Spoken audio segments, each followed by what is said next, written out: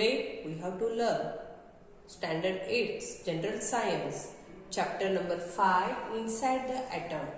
आपल्या general science म्हणजे science मधला पाचवा जो चॅप्टर आहे इनसाइड द ॲटम हा चॅप्टर आपल्याला पाहायचा आहे. ॲटम असा उच्चार करू शकता.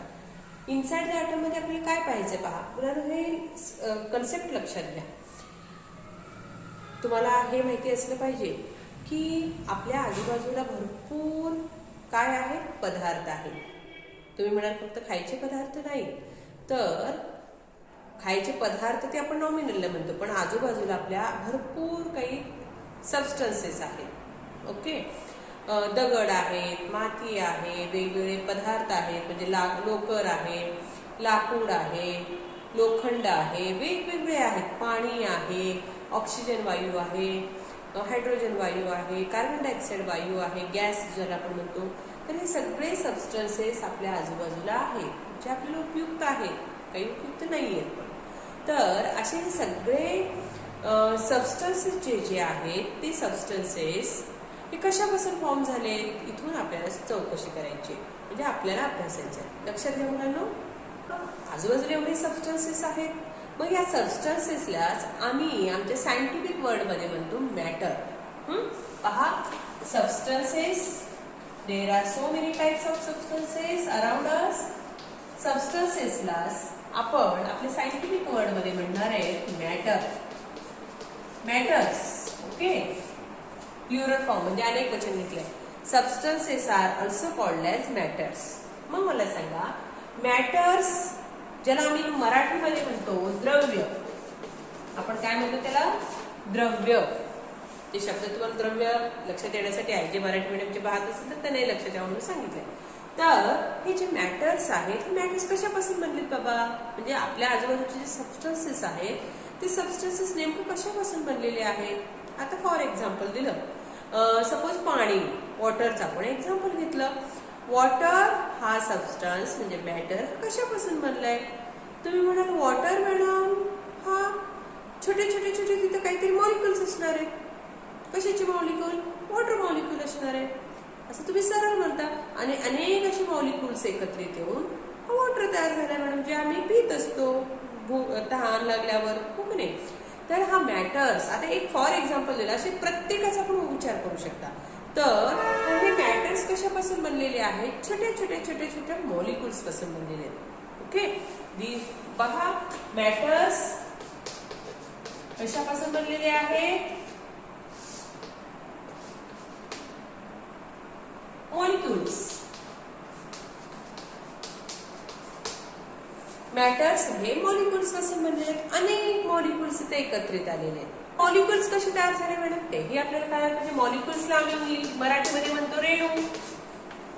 तुमचा प्रत्येक पदार्थ हा स्मॉल अशा रेणूंनी बनलेला असतो. रेणू म्हणजे मॉलिक्युल्स पासून बनलेला असतो. आता मॉलिक्युल्स कसे तयार झालेले आहेत हेही लक्षात, कारण ही कन्सेप्ट तुमची महत्वाची मुलांनो.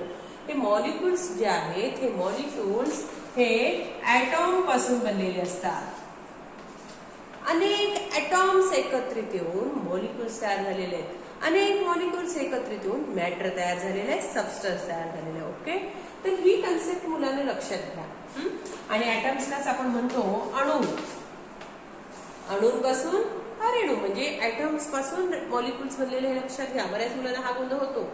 अनेक ॲटम एकत्रित आले की मॉलिक्युल्स तयार होणार, अनेक मॉलिक्युल्स एकत्रित आले की आमचा सबस्टन्स किंवा मॅटर तयार होणार. ओके, ही कन्सेप्ट आली लक्षात सगळ्यांना. त्याच्या पुढे जाऊयात.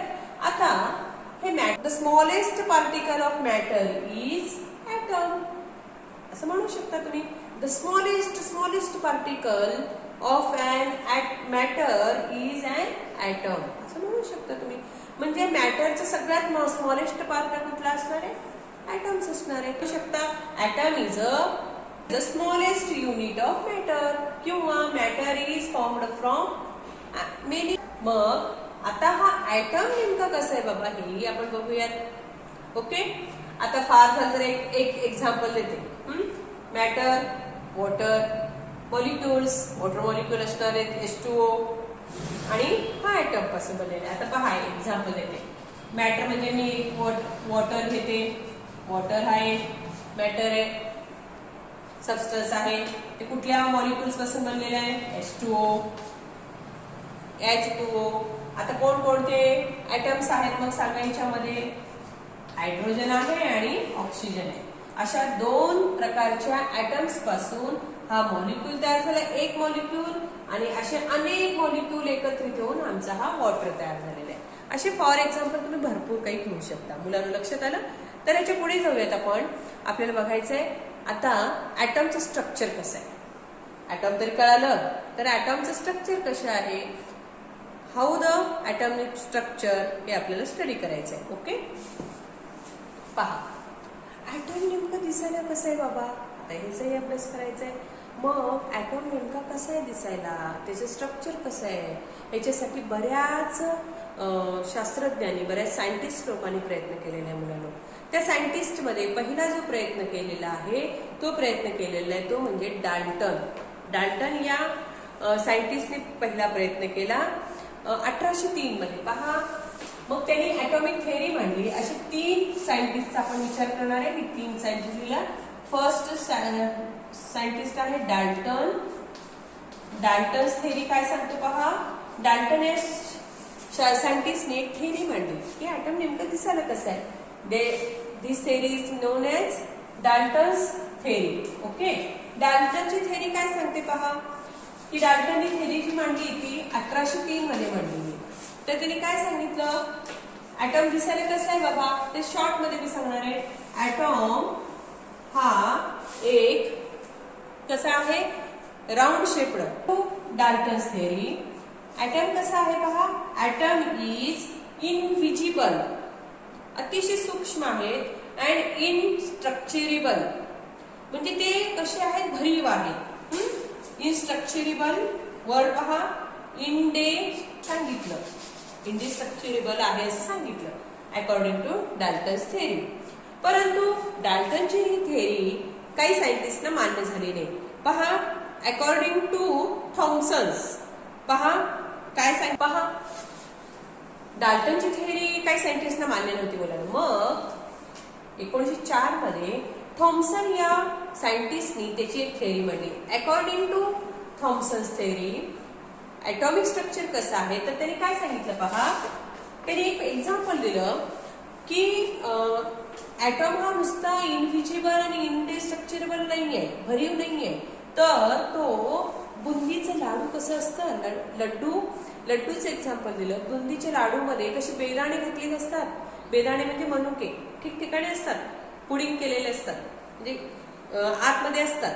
मग त्या पद्धतीनं ऍटम मध्ये सुद्धा नुसता भरीव असा लड्डू नाही येतो, त्याच्यामध्ये काही असे काय आहेत, पार्टिकल्स आहेत.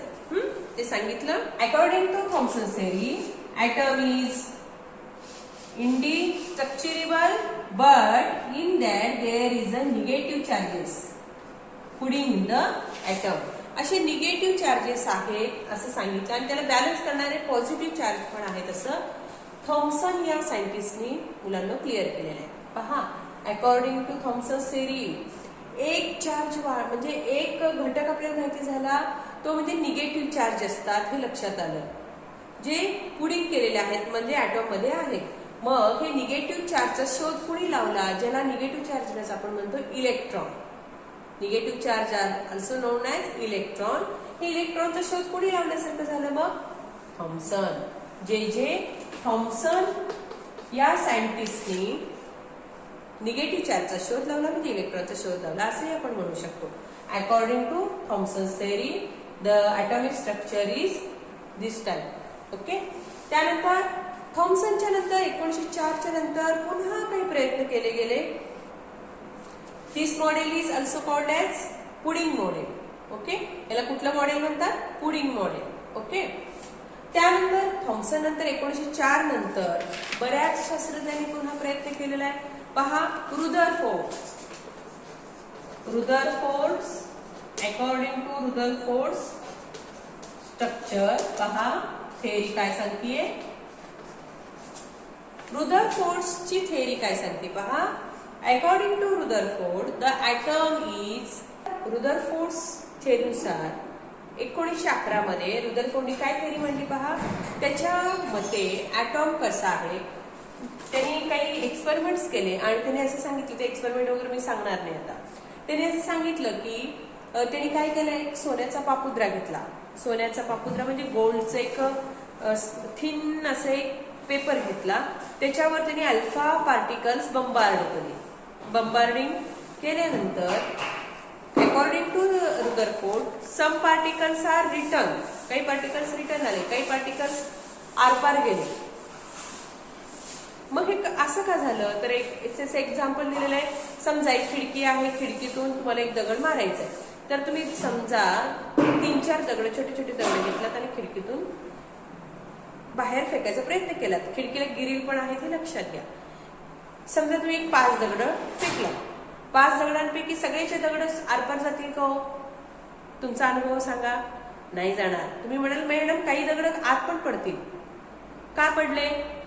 तटले मॅडम. ते गिरील जे होते लोखंडी त्याला तटून ते आतच पडले. काही आरपार गेले.